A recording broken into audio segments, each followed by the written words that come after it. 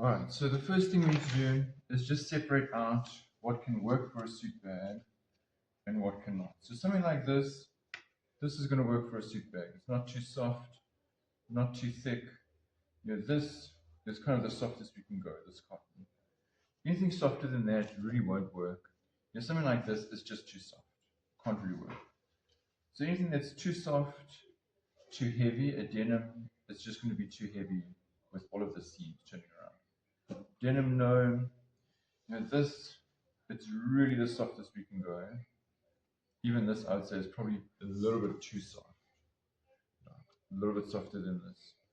So that's no, obviously lace can't really work. And a small piece like this can't really work. So we'll just put things like that aside. A lining cannot work. And anything with stretch cannot work. So like this elastic, obviously not possible. This stretchy can't work. So anything that's thick enough, not too thin and not too small pieces. Also these horsehairs, these really can't work. So you can just separate out what is possible for a suit bag and what's impossible. And see if we can use like this, all these pieces. This is actually, we've used everything we really can. If we want, we can go and cut the rest.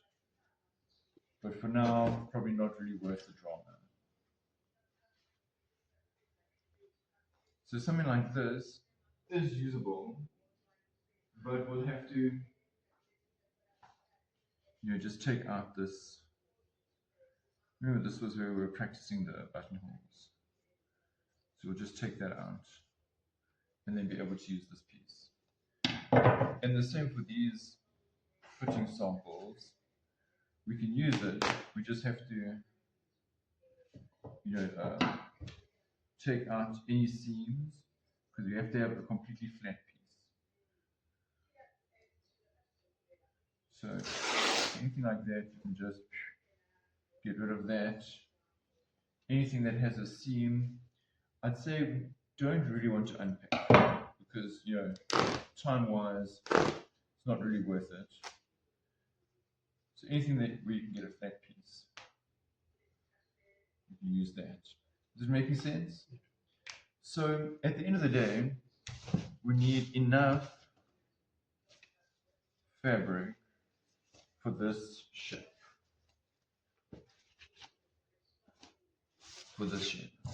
So you can kind of just, gauge with your eyes how much we need until we're going to have enough to cover this shape.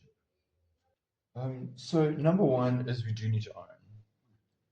Because these creases, once we sew and then iron out, are the reason we are struggling to get a nice straight flat piece. This iron is now still warming, but at the end of the day what we're doing is ironing that out,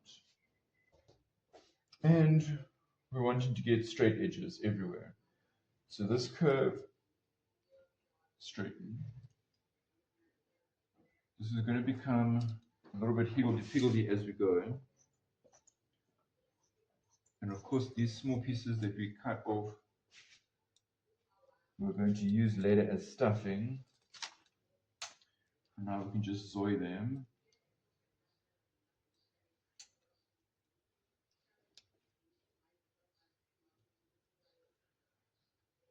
So a corner like this isn't really going to work.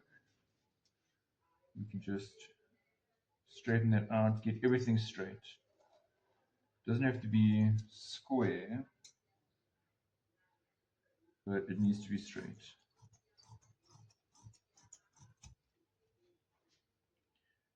So here you can see that was just cut using our eyes as rulers. This time we're going to use an actual ruler.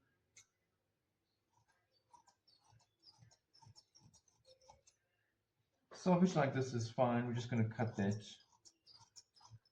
furry piece off.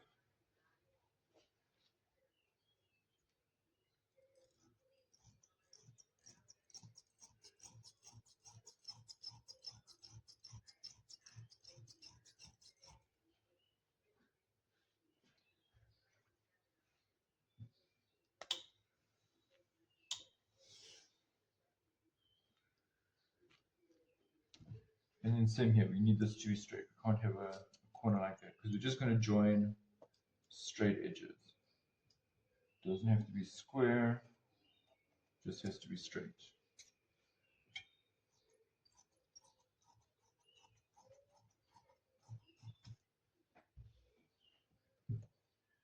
Let's do this piece.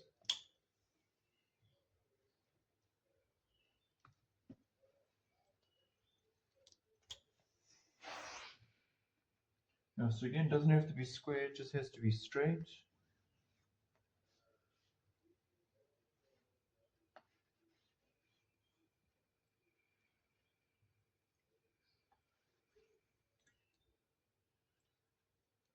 And so this, again, it will be kind of an exploration process to see how the pieces all join together.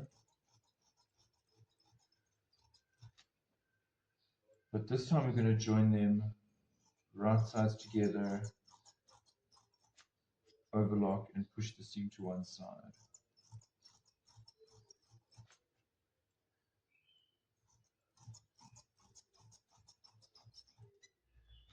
So you just have to go as you go, see what matches where, and don't stress too much about it. Just match anything, anywhere.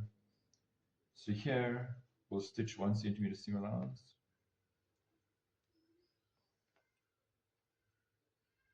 Overlock.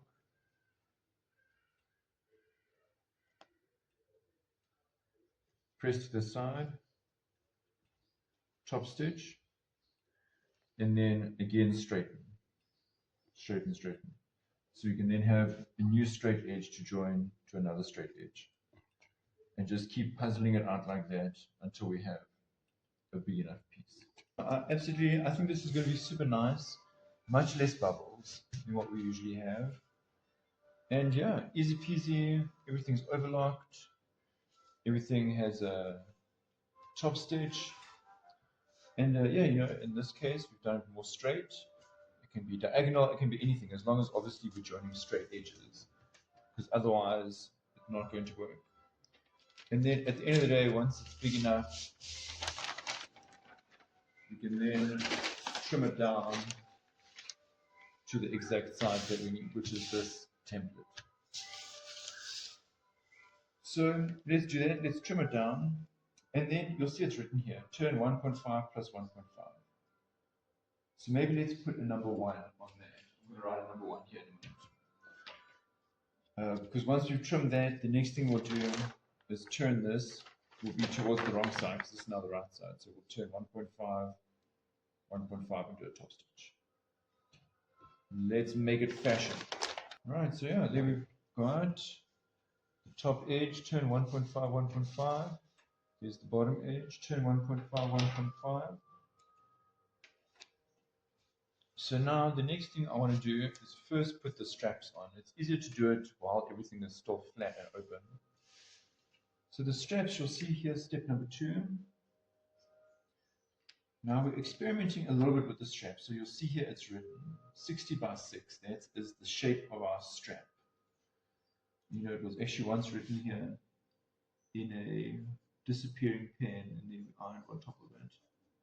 So in other words, we need a rectangle that is 60 centimeters by 4 centimeters, and we need 2 of them. So we are experimenting. We might change the 60. So whatever number is written there is what we want to do.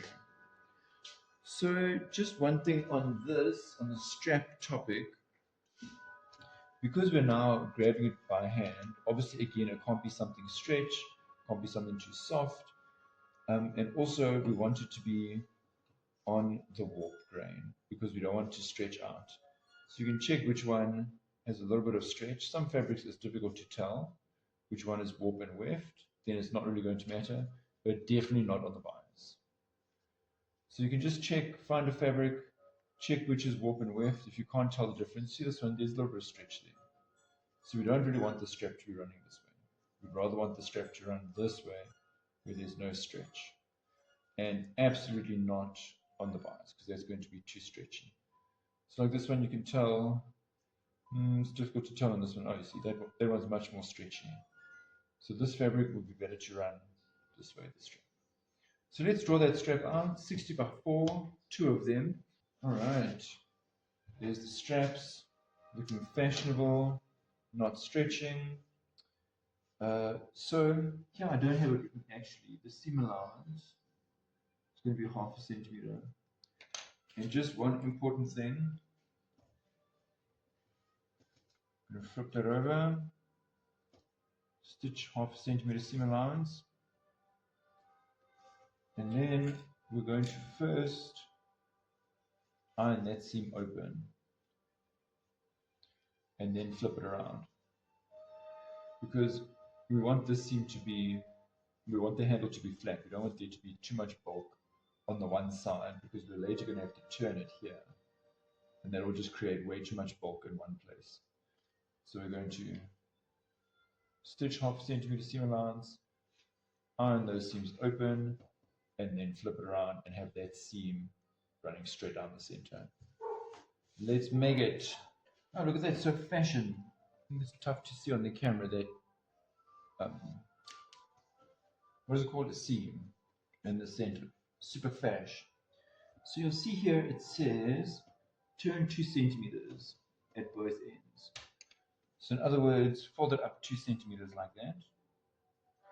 And then you'll see here, this is now our bag. Here's our stitch line of 1.5 we just did. And here's our center. From the center, we can measure 6 centimeters to the one side, and then from the top, 4 centimeters down. So let's just maybe do one quickly together.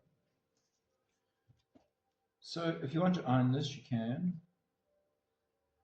To be more pezulu, I'm just going to pin it 2 centimeters. 2 centimeters. Now we can take this one.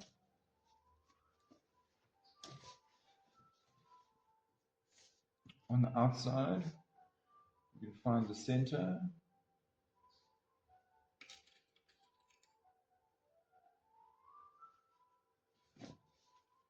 And from the center, we want to move 6 centimeters to the side. And then 4 centimeters down. Now looking at this, this is actually more like our older bag. So let's actually move 10 centimeters. 10 centimeters to the side, 4 centimeters down. That's where we're going to put our strap. And then the same that one, 10 centimeters to the side, 4 centimeters down. And then the stitching. So here on the strap, obviously this is the part that's going to take some strain. So what we want is to have security on the top and the bottom. So that's, you know, our secure portion.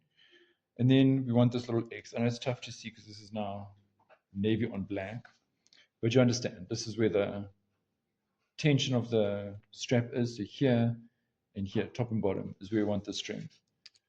So if we draw that, here's your strap like that. Here's your bag with your 1.5 stitch there. And it doesn't really matter where you start. At the end of the day, what you want is that double top and bottom. So myself, I would start here, back tack, go around and do my square. Then come here, double. Do my diagonal, double. Do my diagonal, back stitch.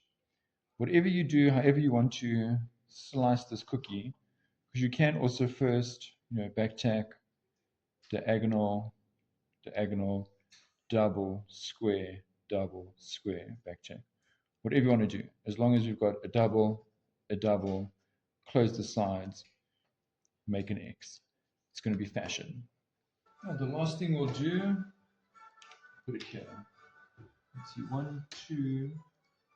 Yes, this can be number 3 for the straps. Number 4 is our French seam on the sides.